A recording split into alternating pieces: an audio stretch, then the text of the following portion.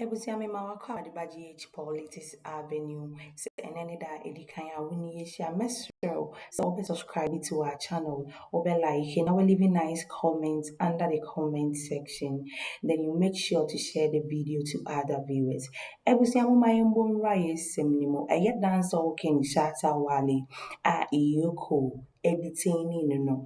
And Dancehall King has been released. Nemu Iyoko man a bill of 5 million Ghana cedis. And I did 2 sureties ekam. Say yeshama Dancehall King and Sembebre na yaka fane Nanso Same Flex a oyene manager aba bonting abekan Sembebre afa ni detain ne ho ene ensema ekoso wo Iyoko ewo. Muma yembonra yensem ni mu na yenkoshe de Shatta Wale Dancehall King the manager Same Flex ekaye. Around the Shatta movement empire, and people are putting out falsehood, people are putting out lies, and people are putting out all the fake information here and there. We take some time to educate, we take some time to inform, and we take some time to share knowledge. And those who care for the truth, we share them here on Same Flex TV. Therefore, with this particular editorial that I'm about to share with you, I'm here to inform you the official information and what is happening at Iyoko and Shatta movement, or better still, what is happening between Shatta movement and Iyoko. Because already I've seen there are some people out there who are putting out lies, including prominent or respected media houses, and personally I'm disappointed in many of them.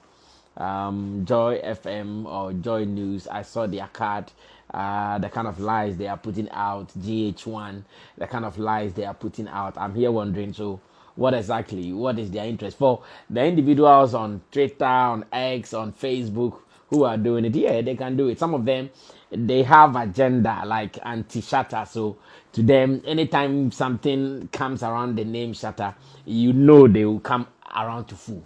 Yeah, so some of them, we are not even worried about them. We know they will come around to fool, and that's exactly what most of them are doing. And we are okay. Yes, when the time comes for us to take charge of those people and run them the way we want to run them, I'm sure those who are around would also witness and see. But for now, what is important is that we put out the legit information, what is official, what is right, and that is all. So from beginning, let me make it brief, very, very brief, as much as I can. From the beginning, Shatta has been out there and he has been vocal about this whole Iyoko yellow Lamborghini saga.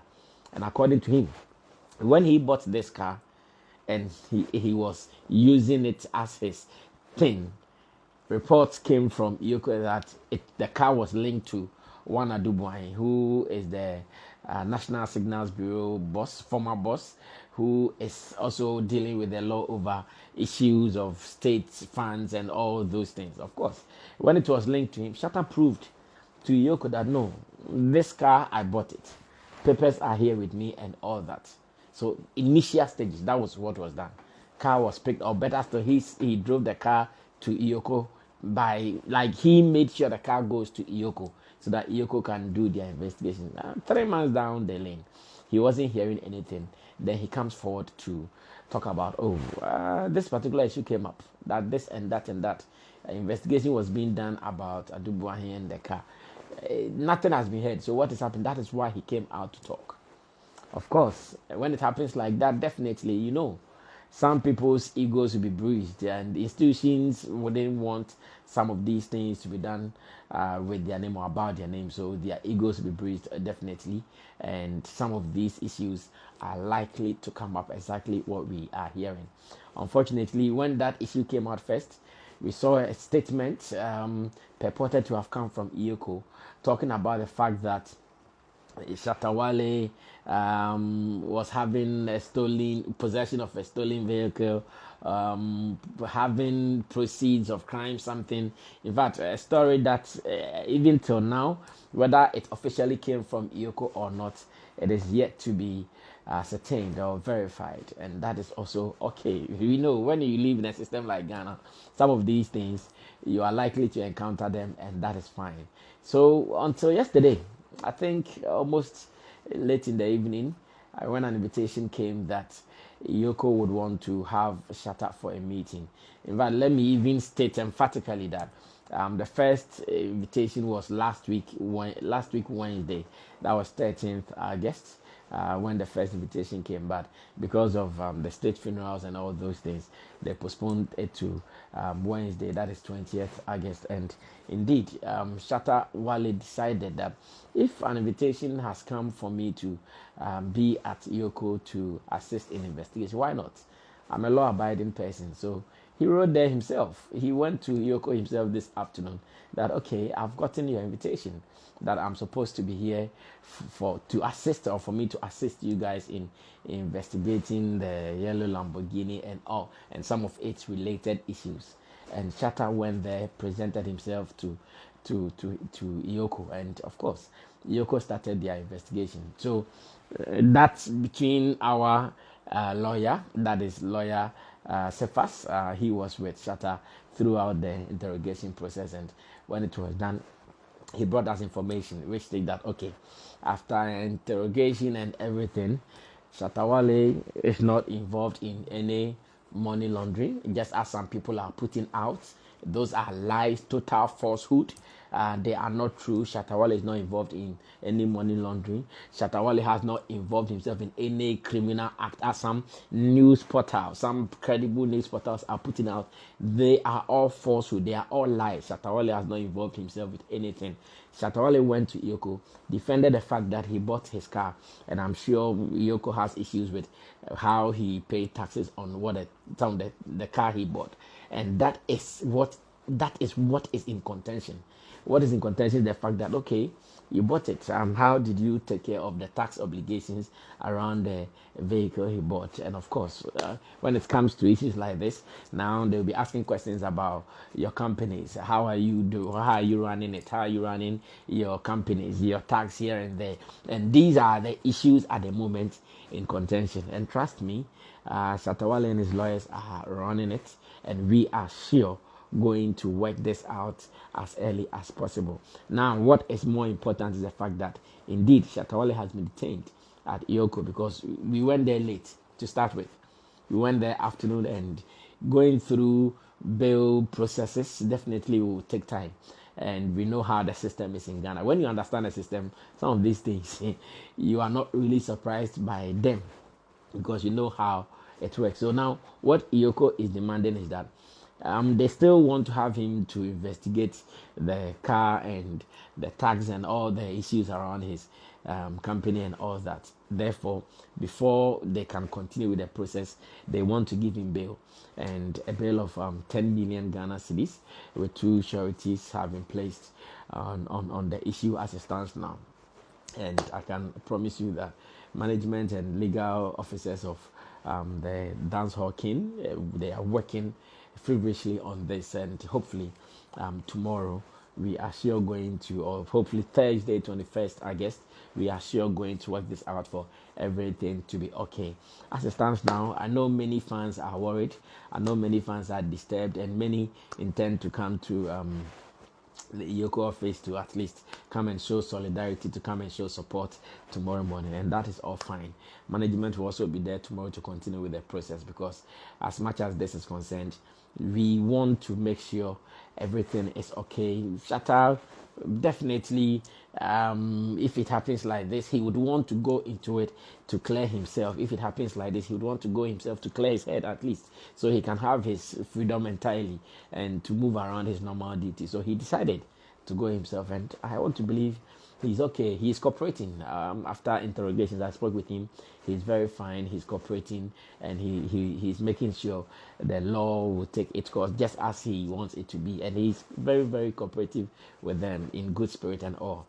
He says he sends his regards, and he says, I should tell you guys that your king will be okay. At the moment, your king might be with Yoko at the moment, but your king will be okay. And of course, he thanks you guys for your support and all. So I put out this officially so that all the lies, all the falsehood that people are putting out will be cleared. Because I know when it happens like this, if you allow people and you just give them the space, everybody will just be putting out anything they want for their parochial interest. So I put out this and I want to read this finally, then we can run away from here. But what we want you to know is this is the legit information. To those who are putting out Shatta Wale has been arrested, blah blah blah. No, he went there himself. Nobody came to arrest him from anywhere. He rode there himself. He went there in company of some of the management members. We were there. They started interrogation. His lawyer came and all those things were done. And at the moment, we are just supposed to meet the bail conditions of 10 million Ghana cedis that has been placed on the case. And after that, I'm sure life can go on. Other investigations that Iyoko would want to do can also proceed. So this is what we shared officially. And after this, I'm done. I read. The management of dancehall artist Shatta Wale Charles Nyama Mensah Jr. is issuing this statement following his detention by the Economic and Organized Crime Office Iyoko today. This follows an inquiry related to tax obligations of a yellow Lamborghini vehicle. Mr. Mensah presented himself voluntarily at the Iyoko offices this afternoon along with his lawyer Cephas BU to assist with investigations. We want to assure all fans and the general public that his legal team is fully engaged and actively working with the authorities to resolve this matter. They are taking all necessary steps to secure his release at the earliest opportunity. We urge the SM family and all well-wishers to remain calm and avoid any speculation. We have the utmost confidence in the judicial process. Management and his legal representatives will return to the Iyoko offices tomorrow morning to continue these discussions. We will provide further updates as appropriate. And this is it. Nothing more, nothing less. Don't be misled by those who have agenda writing nonsense and unnecessary stuff on X. Don't be moved by those who are putting out posts on Facebook and other platforms. And again, don't even be moved by some of these media houses who have decided to work with some institutions just to be putting out lies and falsehood. Ignore all those lies. I'm sure we all know this issue. Shatta talked about it some time ago about this yellow Lamborghini and the fact that Iyoko has kept the car and he doesn't understand. He wants to know what is happening. He went in there and this is the report. That yes, the car, he bought it and all, but tax obligations are something that they would want to delve into. And this is it. As simple as that. Tomorrow, we'll be going to Iyoko as early as 6 a.m. to continue with this conversation. So stay tuned. But it's not too late for us to say we want to expand it. And even the state should have a certain amount that every budget should make a certain contribution into that fund. In addition to the contribution from corporates and ordinary people, so that we say this fund is there. Anytime that things happen like this, we will rely on to support those left behind. Right. That was. Alad, you want to chip in something? I have a difficulty on the aspect of ideas on this fund. First of all, let's establish that an accident is undefined. It can happen at any time. Right. What we ought to do as a people, for me, in my view, is to strengthen the institutions that we all have as a country established. Right. Now, what are the mechanisms put in place within the ambit of the Ghana Armed Air Forces, the Ghana Armed Forces, and of course the Navy? Right. So that in the unlikely event an event like this happens, okay, the arrangements within gives some respite to the family left behind. Okay, if we do have some, what is our social, welfare interventions that we have made? I believe that is what we should look at. But ad hoc setting up of fundings, okay, or funds, I should say, I mean, it's for me, it's a non-starter. This tragedy aside, don't you think we should have a fund of a national nature that can deal with issues of public officials or public servants? It's exactly what Elvis is espousing. Yeah. Elvis says, look, it is important we have a fund like this. First of all, I'm here to cite a law that says that we should have a fund. We should establish such a fund anyway. We do have institutions like Senate, we have institutions like the pension scheme, we have all this and that. However, if we will need to promulgate a law or to enact a law that says that, look, government will set up a fund which fund is to deal with contingency issues at the right time. I mean, issues that we do not even all anticipate. And when it so happens, out of the fund, a percentage of this, something like, will go to families that, of course, are affected. A good example is when Elvis talked about the military men or the army men who fell some time ago. What did we do for them?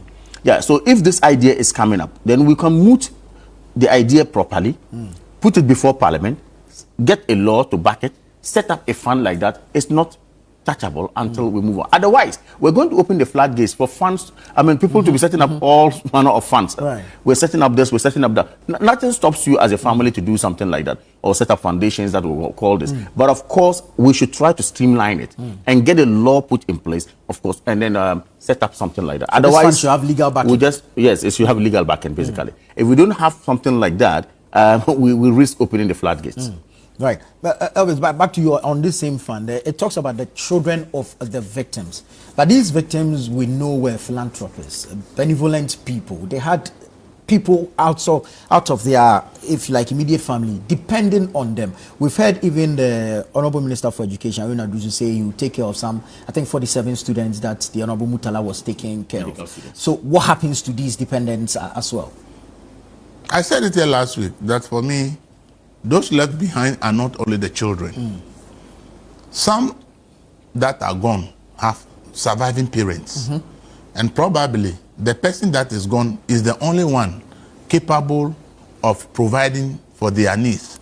And now that other person is gone and there's no support for that, well, who takes care of that person? You see, it's a surviving parent. And now he's lost the son in an accident.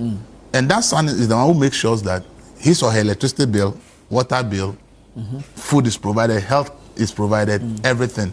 And now that person is gone. And then if there's a support, it's for the children and not for the other beneficiaries. I think parents are important. Even with the children, they didn't even include the spouse. What about the spouse? The spouse is a direct beneficiary of the person who has passed. Why? So I think I made the point here last week that the kind of support we want to, if we are going to do it, it should not be restricted to only the kids. We should, on case basis, look at these people, who are their direct dependents.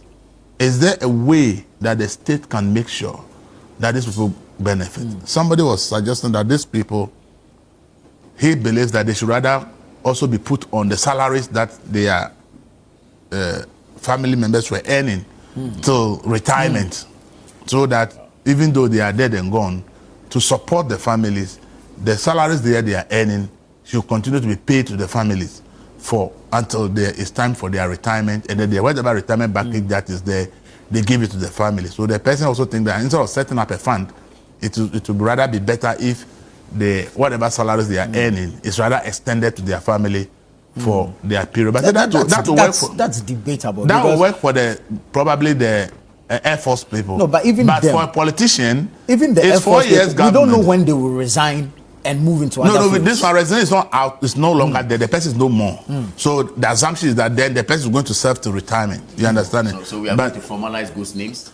It's not a ghost name. These are not ghost names. The person, if the person had not died, he will continue to be on that salary. And you see, these are ideas people think that instead of setting up a fund that looks like discriminatory because it cannot be done for others. If you extend what the person is earning, then it becomes automatic that if the person dies in service, not only because of this, but if the person dies in service, that is extended. But then I ask myself, what about if I'm working in the Ministry of Health and I die?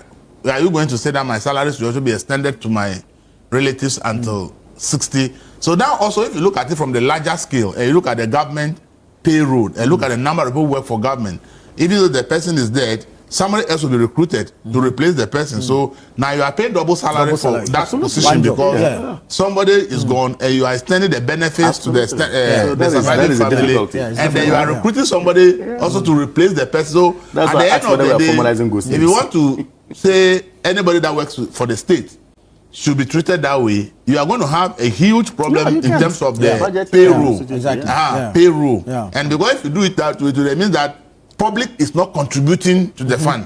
But if you set up a fund, aside government making contribution maybe annually, there's opportunity for public, and there could even be opportunity for fundraising events to actually get money from corporates and individuals to support. So then the financial burden of government does not become too much. So that suggestion, it sounds good, but then I ask myself, why should it be only the military or the Ebusia meda wasisa oje boy na oje penny se ode be hwe yen na ode betie yen menim se ye besanso wesia na se yisia na ye nsem a emu odu ni emu hwam kwa sinse na ebremu ya Fatima ade ase ye hu se ye de nsem a etwegu oman mu kwa na ebeso mu meda wase ye besanso wesia